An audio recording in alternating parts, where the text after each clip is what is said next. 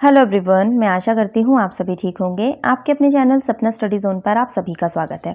अगर आप सीटेट 2022 की तैयारी कर रहे हैं तो ये वीडियो आपको हेल्प करेगा आगामी परीक्षा में, क्योंकि आज की वीडियो के माध्यम से हम एसएसटी से संबंधित महत्वपूर्ण प्रश्नों की चर्चा करने वाले हैं, है ना। आज के जो ये प्रश्न रहेंगे ये आपके एग्जाम के पॉइंट ऑफ व्यू से बहुत ज़्यादा ज़रूरी हैं। अगर आप सीटेट पेपर 2 की तैयारी कर रहे हैं तो ये वीडियो आपके लिए बहुत महत्वपूर्ण सिद्ध होने वाला है, क्योंकि सीटेट पेपर सेकेंड में, है ना, 60 मार्क्स की आपसे एसएसटी पूछी जाती है। और ये जो एसएसटी पूछी जाती है ना 60 मार्क्स की, इसमें लगभग 20 मार्क्स की तो आपकी पेडागॉजी होती है, मतलब सामाजिक से संबंधित, और 40 मार्क्स का जो आपका कंटेंट होता है ना वो 6th, 7th और 8th क्लास की एनसीईआरटी से पूछा जाता है ना। तो भाई ये जो कंटेंट है ना एनसीईआरटी का, ये 6th, 7th और 8th क्लास का होता है, और आज जिन प्रश्नों की हम चर्चा करने वाले हैं वो इसी एनसीईआरटी से संबंधित है। तो अंत तक हमारे साथ वीडियो में बने रहिएगा, है ना। सभी प्रश्न आपके लिए बहुत ज़रूरी हैं और अपनी तैयारी को बेहतर करते रहिएगा हमारे साथ। तो चलिए बढ़ते हैं आगे और देखते हैं आज के अपने पहले प्रश्न को। तो भाई आज का जो पहला प्रश्न आपके सामने है वो है कि सिंधु घाटी सभ्यता की खोज किस वर्ष की गई थी। सिंधु घाटी सभ्यता, जिसे हम हड़प्पा सभ्यता के नाम से भी जानते हैं, इसी को हम इंडस वैली सिविलाइजेशन भी कहते हैं, और इसी को हम सिंधु सरस्वती सभ्यता के नाम से भी जानते हैं। तो भाई ये जो सभ्यता थी इसकी खोज कब की गई थी? 1902 में, 1918 में, 1922 में या फिर 1921 में? तो भाई सिंधु घाटी सभ्यता की खोज जो है वो 1921 में की गई थी। और किसके प्रयासों से, यानी कि इसकी खोज किसने की थी? तो दयाराम साहनी ने इसकी खोज की थी। ठीक है, तो 1921 में सिंधु घाटी सभ्यता की खोज की गई थी। भाई 1922 में भी कुछ हुआ था। क्या हुआ था 1922 में? 1922 में मोहनजोदाड़ो नाम का एक स्थान था जो कि इसी सभ्यता से संबंधित है, उसकी खोज की गई थी। देखो 1921 में हड़प्पा सभ्यता, ये सिंधु घाटी सभ्यता की, है ना, हड़प्पा जो स्थान था, जो शहर बसाया गया था, उसकी खोज हुई थी।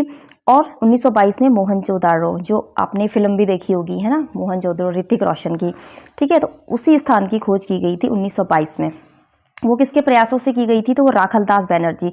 और जो सिंधु घाटी सभ्यता थी उसकी 1921 में की गई थी खोज, और ये किसके द्वारा की गई थी? तो दयाराम साहनी जी के द्वारा ये की गई थी। ठीक है, तो 1921 यानी डी ऑप्शन आपका करेक्ट आंसर हो जाएगा। बढ़ते हैं आगे, देखते हैं आज के दूसरे प्रश्न को। तो भाई दूसरा प्रश्न आपके सामने है, हड़प्पा संस्कृति किससे संबंधित है? किससे संबंधित है हड़प्पा संस्कृति, यानी कि कौन सा युग था हड़प्पा संस्कृति का? तो भाई नवपाषाण युग था, कांस्य युग था, पुरापाषाण युग था, या मेसोलिथिक युग था? तो भाई यहाँ पे जो हड़प्पा संस्कृति थी ना वो कांस्य युग से संबंधित थे। किससे थे? कांस्य युग का अर्थ होता है कांसा, यानी कि ब्रोंज।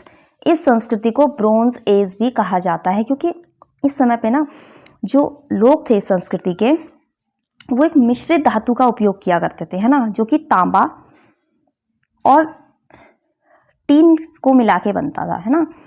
तांबा और टीन को मिला के क्या बनाया जाता था? तो कांसा बनाया जाता था। तो ये जो कांसा था ये बहुतायत से उपयोग किया जाता था हड़प्पा संस्कृति के लोगों के द्वारा। कांसे से बने बर्तन, औजार, है ना, और भी बहुत सी चीज़ें। तो इसीलिए, और यहाँ पे कांसे की बहुत सारी मूर्तियाँ भी मिली हैं, है ना, तो इसीलिए जो हड़प्पा संस्कृति है उसे कांस्य युग के नाम से भी जाना जाता है। एक प्रश्न आपका यहाँ से और बन सकता है कि भाई कांसा जो है वो किसका मिश्रण है? भाई ये प्रश्न भी बहुत पूछा जाता है और पूछा भी गया है, ठीक है, क्योंकि आज जो हम प्रश्नों को इनको हल कर रहे हैं ये प्रीवियस ईयर क्वेश्चन ही है सारे, है ना। जो पूरा पिछले वर्षों में प्रश्न पत्र हैं उनसे कुछ महत्वपूर्ण प्रश्नों को आप तक पहुंचाने का प्रयास किया जा रहा है।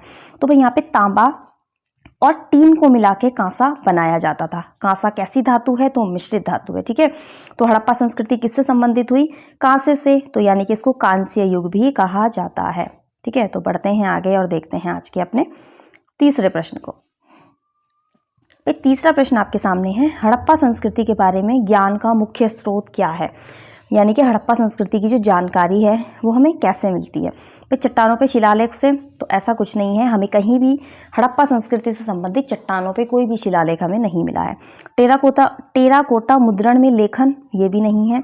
पुरातात्विक खुदाई, बिल्कुल सही बात है, जैसा कि अभी हमने देखा कि 1921 में हड़प्पा संस्कृति की खोज की गई थी दयाराम साहनी के प्रयासों द्वारा, है ना। तो क्या किया था? खुदाई की गई थी वहाँ पे, ठीक है। तो पुरातात्विक खुदाई के द्वारा हमें क्या होता है? इस सभ्यता की जानकारी प्राप्त होती है। बहुत ही इंपॉर्टेंट क्वेश्चन है, बहुत बारी आपसे पूछा भी गया है।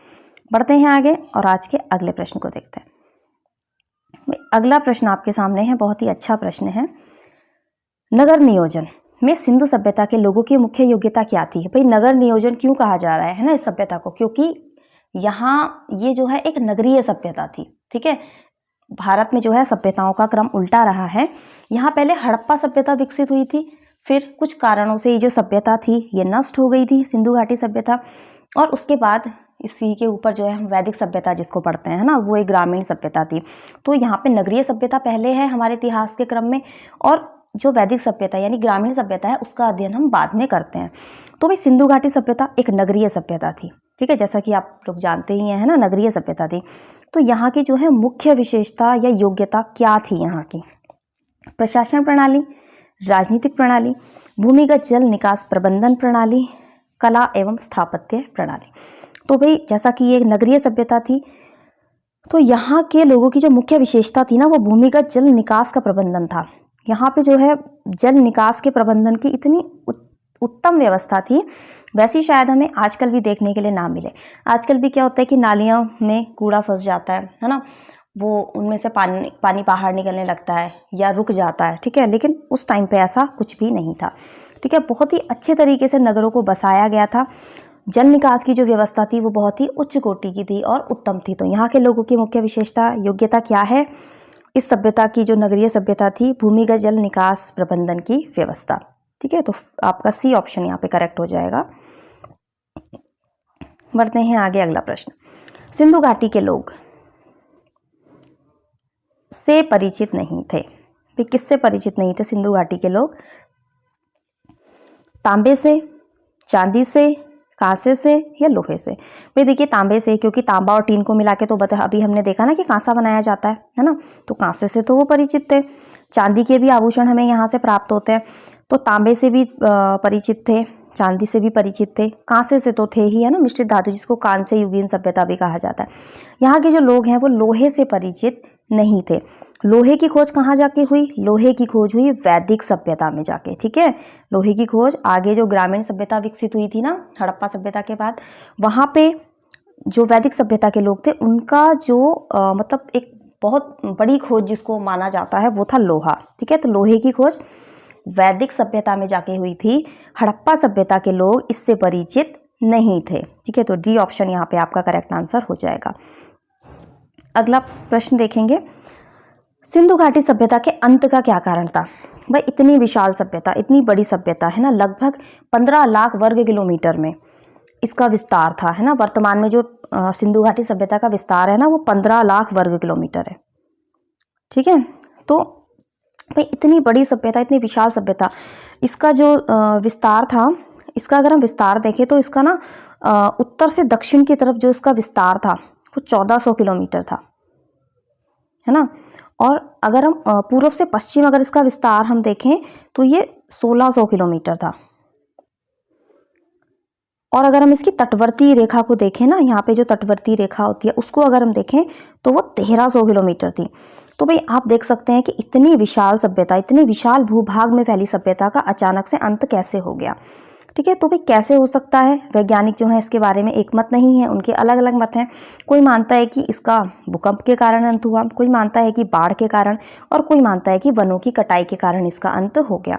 तो भाई अब जब सभी कारण माने जाते हैं तो यहाँ पे आंसर क्या हो जाएगा आपका? उपरोक्त इन सभी कारणों को माना जाता है कि इनके कारण ये जो सभ्यता थी ना विशाल भूभाग में फैली, इसका अंत हो गया होगा।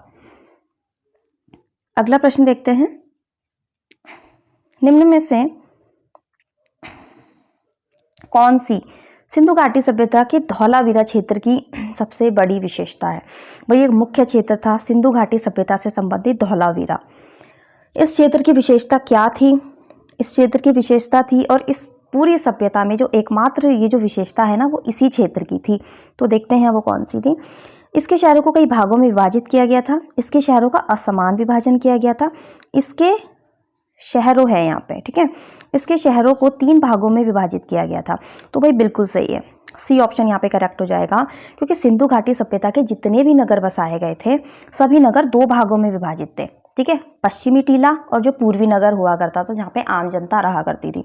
तो सभी जो नगर हैं यहाँ के वो 2 भागों में विभाजित थे। एकमात्र धौलावीरा ही ऐसा स्थान है जिसे 3 भागों में विभाजित किया गया था। भाई बहुत ज़रूरी प्रश्न है, ज़रूर ध्यान से इसको नोट करके जाएंगे। सिर्फ धौलावीरा ही एकमात्र ऐसी जगह है जो कि 3 भागों में इसको विभाजित किया गया था। इसके अलावा जितने भी नगर बसाए गए थे सभी कितने भागों में विभक्त थे, तो 2 भागों में विभक्त थे। पश्चिमी टीला और जो निचला नगर हुआ करता था, इन भागों में। बढ़ते हैं आगे, अगला प्रश्न देखते हैं। अगला प्रश्न आपके सामने है, निम्न में से कौन सा सिंधु लोगों का सबसे मानकीकृत उत्पाद था? मिट्टी के बर्तन, टेराकोटा, ईंट या मूर्तियाँ? भाई जैसा कि है ना, ईंटों के माध्यम से हमें पता भी चला था कि यहाँ पे जो है ज़मीन के अंदर जो ये है मतलब ये एक सभ्यता बसी हुई है ना। जैसे लाहौर से कराची तक जब रेलवे ट्रैक बिछाया जा रहा था तो उस टाइम पे जो खुदाई का काम चल रहा था वहाँ पे, तो वहाँ पे बहुत सारी ईंटें मिली थी, पकी हुई ईंटें मिली थी, है ना। तो ये जो ईंटें हैं ना, पकी हुई ईंटें, ये ही सिंधु घाटी सभ्यता के लोगों का मानकीकृत उत्पाद था। इतना डीपली हम नहीं जाएंगे क्योंकि सीटेट में ज़्यादा डीपली क्वेश्चन नहीं पूछे जाते हैं। अगर इसी कॉन्सेप्ट को हम डीपली पढ़ें तो हमें बहुत से बहुत मतलब ज़्यादा से ज़्यादा चीज़ें जानने के लिए मिल सकती हैं, लेकिन हम ज़्यादा डीप इसको नहीं पढ़ेंगे। अगला प्रश्न देखते हैं, प्रश्न संख्या 9 आपके सामने है। सिंधु सभ्यता शहरों में किस प्रकार के घर पाए गए? भाई सिंधु सभ्यता के शहरों में किस प्रकार के घर पाए गए? अभी अभी हमने देखा पकी हुई ईंटों के, है ना, उनका एक मानकीकृत उत्पाद भी था और उन पकी हुई ईंटों से उन्होंने अपने घरों का निर्माण किया था। ठीक है, तो पकी हुई ईंटों के घर यहाँ पे पाए गए थे। आज का 10वां और आखिरी प्रश्न आपके सामने है। सिंधु घाटी सभ्यता के किले क्या थे? भाई किले हुआ करते थे ना, तो ये क्या थे? शहरों का पश्चिमी भाग था, पूर्वी भाग था, विशेष टैंक थे या फिर भंडार गृह थे? भाई जो ये किले हुआ करते थे ना, ये शहरों का पश्चिमी भाग हुआ करता था। एक ऊंची सी जगह पे किला बनाया जाता था। ठीक है, तो ये किस भाग में, हर शहर के किस भाग में होता था? ये पश्चिमी भाग में होता था। पूर्वी भाग में क्या होता था? मतलब एक निचला नगर होता था, वहाँ पे आम जनसंख्या रहा करती थी। और ऐसा माना जाता है इतिहासकारों का कि जो पश्चिमी भाग था ना, जहाँ पे किले बने होते थे, यहाँ पे विशेष लोग रहते थे, या तो राजा, है ना, या फिर कोई विशेष व्यक्ति, पुजारी, है ना, इस तरीके के जो धनवान व्यक्ति रहे होंगे उस समय के, या जो सम्मानित जनता रही होगी, वो क्या करती थी? किले में निवास करती थी। और बाकी के जो आम लोग होते थे वो शहर के पूर्वी भाग में रहा करते थे। ठीक है, तो ये तो थे महत्वपूर्ण आज के 10 प्रश्न। उम्मीद करूंगी वीडियो आपके लिए हेल्पफुल रहा होगा। ऐसे वीडियोस को लेके मैं आप अगली वीडियो में आपसे मिलूंगी। तब तक के लिए आप सभी को गुड बाय।